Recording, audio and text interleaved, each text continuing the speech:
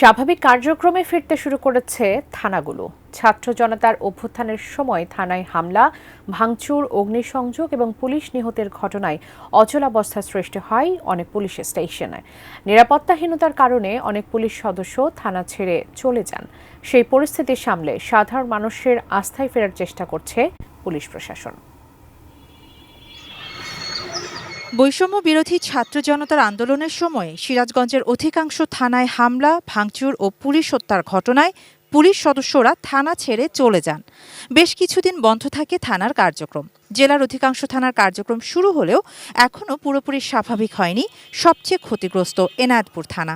থানাটি পুরোপুরি বিধ্বস্ত হয় একটি এনজিও অফিসের মধ্যে স্বল্প পরিসরে কার্যক্রম শুরু হয়েছে। শ্বশুরকে মারছে, আমাকে মারছে, আমার দেওরকে মারছে। আমরা মামলা দেওয়ার জন্য আইছি।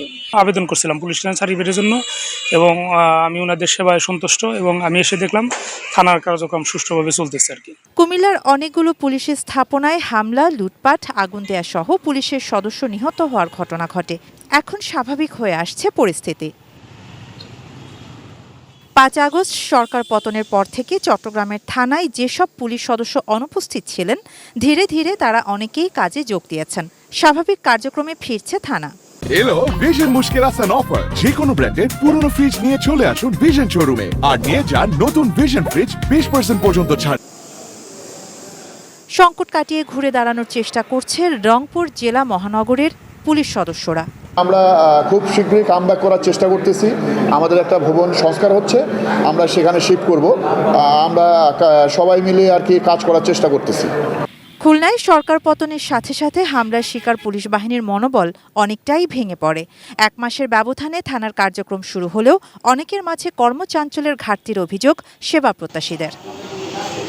ঠাকুরগাঁওয়ে ধীরে ধীরে স্বাভাবিক হয়েছে পুলিশি কার্যক্রম। জেলার 7টি থানাতে নিয়মিত সেবা দিচ্ছেন পুলিশ সদস্যরা। বলি যে আমরা এই পুলিশ সেবার মহোদয়ের নির্দেশে আমরা সর্বপ্রথম কিন্তু যখন থেকে পুলিশিং কার্যক্রম শুরু হওয়ার কথা, আমরা ঠিক সময়ে পুলিশিং কার্যক্রম শুরু করি এবং দিনে দিনে এটা বেগবান হতে থাকে। বর্তমান সময়ে আমাদের পুরোপুরি একদম পুরোদমে পুলিশিং কার্যক্রম চালু আছে। নিজের মনোবল চাঙ্গা করা এবং থানার উপর মানুষের মাঝে আস্থা ফিরিয়ে আনতে কাজ করছে পুলিশ প্রশাসন। শাহানা জাহান, ডেস্ক রিপোর্ট, ATN নিউজ।